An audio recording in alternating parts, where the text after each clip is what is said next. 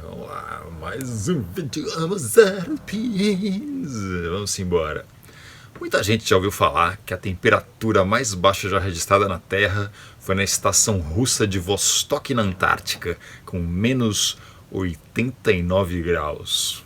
E muita gente também já ouviu falar da corrida para a conquista dos polos que ocorreu lá por volta do início dos anos 1900, com várias nações competindo pelo prestígio disso, das histórias dos perreios que esses exploradores passaram e algumas histórias dos congelamentos e das dificuldades frente ao frio que eles tiveram que enfrentar. E frente a isso, muita gente pergunta quanto de frio a gente enfrenta na Antártica e que tipo de roupa que a gente tem que usar. Eu adoraria dar corda para essa imaginação e dizer que a gente enfrenta trocentos milhões de graus abaixo de zero. Mas a verdade é que a temperatura mais baixa que eu já peguei por lá foi por volta de 10 graus negativos. E embora isso não seja aquele frio desgraçado de congelar nariz, e que a gente também não precise de roupas especiais, estilo que é usado para subir o Everest, ainda assim a gente tem que se cuidar bastante, e nesse vídeo então eu quero falar um pouco do tipo de traje que a gente usa. Sejam muito bem-vindos a bordo da Fernande em mais um vídeo do canal Homo Sapiens.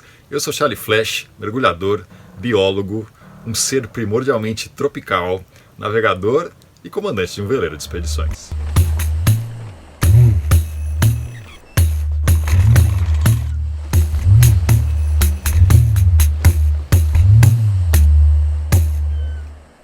Um fato curioso dentro dessa faixa de temperatura que eu já vivenciei é que a maior sensação de frio não veio no maior frio, mas veio quando a temperatura estava levemente acima de zero, apenas o suficiente para que em vez de cair neve, caísse chuva, e que um cabelinho de grau mais frio, aquela chuva viraria neve, o ambiente iria secar, a sensação térmica muda completamente e o conforto muda também. E tem algumas razões para que essa região por onde eu andei não seja tão frio quanto as pessoas imaginam. Primeiro, todo mundo aí já ouviu falar da grande diferença de amplitude de temperatura que ocorre nos desertos, muito quente durante o dia e resfria relativamente bastante durante a noite. Isso se deve pelo material com que o ambiente é feito, que é primordialmente rocha ou areia, que esquenta muito rápido e esfria muito rápido, mas também pela falta de umidade. A água, seja em forma líquida ou em forma de vapor, demora muito mais para esquentar e para se resfriar.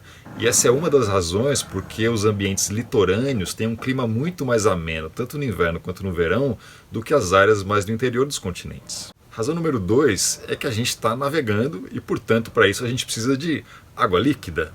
Para quem quer passar o inverno, como por exemplo fez o Amir Klink, é preciso chegar ainda no verão com as águas livres para navegar, tudo congela, você fica preso lá e só pode sair de novo quando chegar o próximo verão e o gelo derreter. E 3 é que a grande maioria das pessoas que vai para a Antártica permanece na porção norte da Península Antártica, que é a porção do continente que se projeta mais para o norte. A parte mais ao sul que eu já fui era aproximadamente a latitude de 65 graus sul. E quem assistiu o vídeo de astronomia vai saber que o Círculo Polar Antártico está na latitude de 66,30 graus, que é onde ocorre o sol da meia-noite no solstício de verão.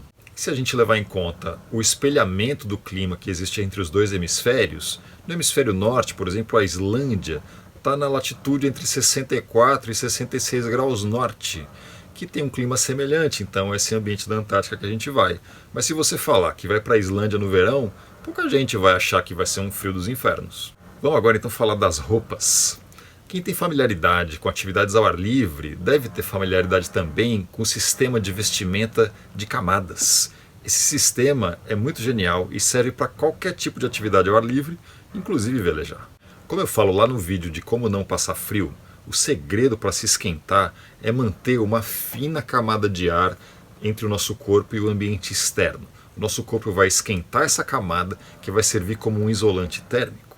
E também é fundamental manter muito protegidas as áreas mais suscetíveis ao resfriamento no corpo por ter maior superfície e volume, como dedos das mãos e pés, nariz, orelha, pulsos e tornozelos, e também manter quente os centros de calor, que são tronco, pescoço e cabeça.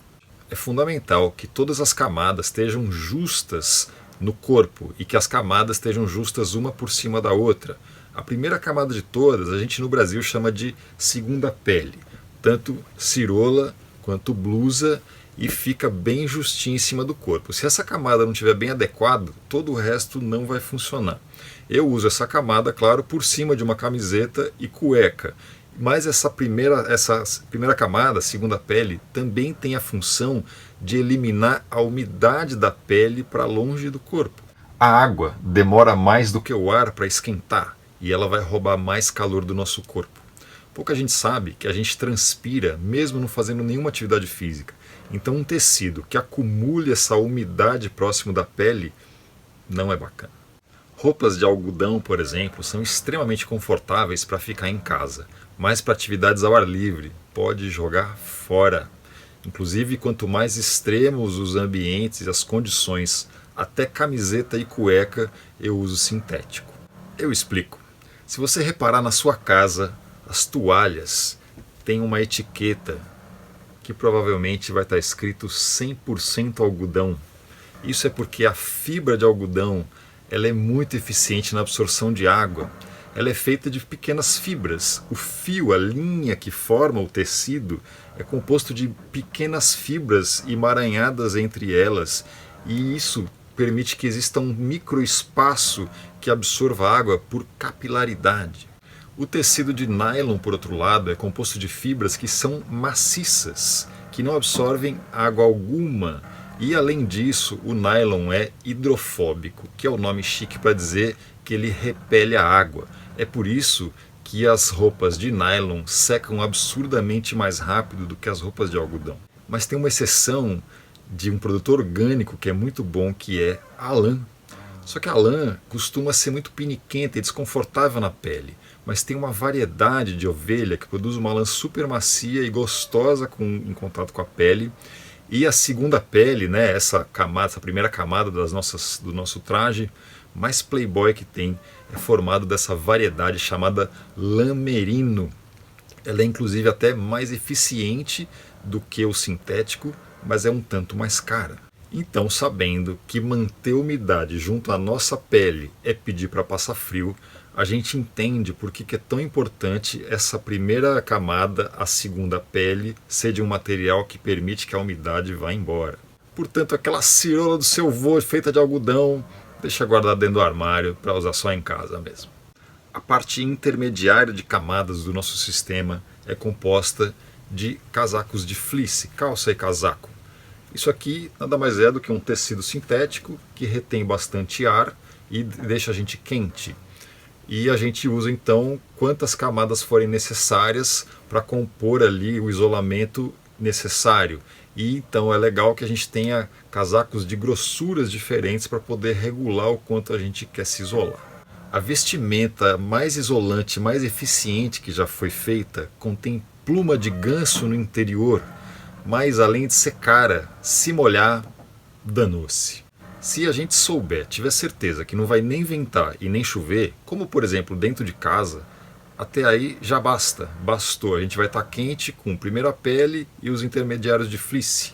Acontece que essas camadas, ou de pluma, acontece que essas camadas são permeáveis ao vento e à chuva, e aí qualquer ventinho ou chuvinha vai deslocar, ou vai molhar, ou vai deslocar essa camada de ar quentinho que a gente está ali mantendo, e ela vai perder a eficiência. Se você tiver certeza que não vai chover e só vai ventar, basta um tecido que se chama corta-vento por cima de tudo. Essa camada externa aqui basta, mas ele não segura a água. Então, para garantir, a nossa camada mais externa tem que ser de um tecido impermeável, que vai bloquear tanto o vento quanto a água. Se você vai estar sempre em ambientes abertos, por exemplo, ambientes urbanos, tem gente que quer ter vestimenta para ir viajar para cidades de lugar frio, mas vai estar sempre passeando no parque e tal, mas não vai estar sujeito a ficar usando mochila pesada, se metendo em montanha, floresta, abrasão e tal. E nesse caso, o melhor é uma capa fininha mesmo, que além de ser mais barata, é mais confortável de usar e ocupa bem menos espaço. Agora, se o bagulho for bruto, essa capinha fina, ela até pode durar um pouco. Então, se o seu uso for muito infrequente, ela pode até dar conta. Agora, se você usa com frequência e precisa de algo de verdade confiável que não vai te deixar na mão, aí você vai precisar de um casacão presa mesmo, todo grossão, todo reforçado, para não te deixar na mão. Então já deu para perceber que a genialidade do sistema de camadas é justamente a possibilidade de regular a espessura do isolamento que a gente vai usar. Então, quanto mais difíceis as condições, mais variáveis as condições, ao ar livre mesmo, atividade de montanha, velejar e tal, a gente está suscetível a variações grandes de temperatura, sol, chuva ou floresta, de noite, de dia. Então essa atividade física, tudo isso faz muita diferença a possibilidade de regulagem. Quanto mais tranquilo, quanto mais urbano, mais a gente pode se valer de camadas mais grossas, até um casacão único. Mas tem que se lembrar que pode ter uma situação que, se você tiver com calor, tirar o casaco vai te deixar com frio. Ficar com o casaco vai te deixar suando. E na hora que a temperatura cair um pouco de volta, aquela água que se acumulou ali é fazer você passar frio na certa. E um detalhe fundamental para as peças para o tronco é que, desde a segunda pele até a camada mais externa de todas, eu acho fundamental que tenha uma golinha, que exista na própria vestimenta já uma golinha. Então, tanto aqui, a minha segunda pele, todas têm golinha, tem os modelos que não tem, eu não gosto. Até os fleeces mesmo, golinha, tem fleece, golinha aqui, até o casacão externo, por exemplo, esse mais bacanudo aqui, que tem uma gola gigante que fecha geral. Até aqui em cima, vem o capuz, fecha por cima, tudo fecha aqui. Ele tem até um sistema aqui de fechamento assim, o negócio fica todo fechadão pra caralho, é fundamental. No entanto, isso não exclui de forma alguma a necessidade das golinhas, que eu falo tanto lá no vídeo de não passar frio, que eu tenho trocentas. E para as mãos é importante ter boas luvas, então luvas bastante grossas. Essa aqui é até uma marca de vela, mas existem boas opções de marca de montanha. Acontece que as luvas, além de tirar a nossa destreza completamente, então fazer nó, lidar com cabos, fazer manobras a bordo de velas, deixa a gente sem destreza nenhuma e vai se enroscar tudo, vai ser uma merda. Então, por exemplo, eu não uso luvas e exijo que qualquer pessoa me ajudando de fato também esteja com as mãos nuas. E além disso, geralmente está tudo molhado, a gente vai fazer manobras e tal em situações que tem muito borrifo. O que vai acontecer? Vai molhar a sua luva. Mesmo que ela seja playboy, impermeável, não sei o que, essas coisas impermeáveis duram super pouco tempo. Resultado, a sua luva vai ficar molhada e aquela parada que é feita para te esquentar vai te estragar a vida. Então o que é melhor? Tira a luva, faz rápido, com destreza, cirúrgico, passa um pouco de frio, a gente vai com o tempo se acostumando e depois que precisar esquentar de novo, bota as luvas secas. E aí o negócio vai estar funcionando. Embora em situações extremas, aí é melhor estar com a luva molhada do que estar sem nada. Mas uma das partes do corpo mais negligenciadas e super fundamentais de ser mantido com perfeição são os pés, que estão em constante contato com as superfícies frias. Então é preciso meias super grossas, o sistema de camada com meia também funciona bem. E geralmente é importante se ligar que para ambientes muito frios, as meias de esqui não são grossas o suficiente. As roupas de esqui são pensadas para você estar em atividade física, então elas são muito mais finas do que se você está ali mais paradinho. Então, para frio intenso, o esqui não dá conta. E para o calçado, no meu caso, por exemplo, que chego a passar às vezes 15 horas parado ali sem muito movimento do lado de fora, timoneando o barco, eu preciso de botas super especiais. Então, por exemplo, eu tenho dois modelos. Tem uma aqui, essa aqui, se não me engano, é feito para trabalho em frigorífico. E uma outra aqui, enorme também, que é desenvolvida para atividades ao ar livre de fato. Não podemos nos esquecer dos gorros, fundamental para manter a cabeça quente. E quando o bicho tá pegando mesmo, tá frio pra caralho, Aí tem que usar balaclava, que é a touca de ninja que fecha geral, fica só os olhos de fora. E também fundamental o capuz do casacão externo, né, que vai cobrir tudo e fechar a porra toda. E nos dias assim que tá muito frio, as situações de maior frio possível, a minha camada mais externa, eu uso um macacão inteiriço, que ele próprio já tem isolamento interno também. No lugar da camada externa do casacão, eu não ponho isso por cima além da camada impermeável. Essa é a camada mais externa, e então inteirição, não tem fresta para entrada de ar e tudo mais, né? Ele tem também capuz, gola, tem tudo. É assim, é a arma secreta. E também, além da vestimenta, a gente se vale muito das bebidas quentes, das comidas quentes. E é bastante importante, quando a gente está em grupo, ter alguém que tenha o olho para a preparação das comidas e bebidas adequadas para o momento. E é por isso que eu falo lá nos vídeos de cozinha que a função de quem está ali, né, do cozinheiro ou da cozinheira, é uma das mais importantes a bordo, fundamental para a manutenção da boa moral. E tem um ponto fundamental com relação à vestimenta que a gente não pode esquecer. A gente não pode esperar sentir frio para começar a pôr mais uma camada. A gente tem que lembrar que a roupa em si não produz nenhum calor. A roupa meramente segura o calor do nosso corpo, e quanto mais frio, mais a gente precisa de uma camada isolante para que esse calor seja mantido ali.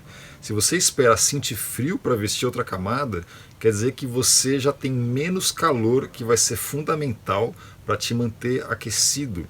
Então é importante, qualquer percepçãozinha, fala, putz, está esfriando, estou começando a sentir um sinal que eu já não estou mais tão confortável quanto eu estava antes. Não tem nem frio ainda, já tem que meter outra camada. Inclusive, isso é super importante, essa questão da falta de calor, né? Isso é o que bota a gente em hipotermia, e a recuperação depois é bastante difícil, mas isso já é assunto para outro vídeo. Eu quero fazer um adendo, chamar atenção para a questão da segunda pele. Existem muitas marcas de renome, estrangeiras especialmente, mas que chegam no Brasil a um preço muito alto. E a gente tem no Brasil uma marca que eu recomendo, que é a Solo. Eu tenho essa segunda pele Solo desde 2006, calça e casaco.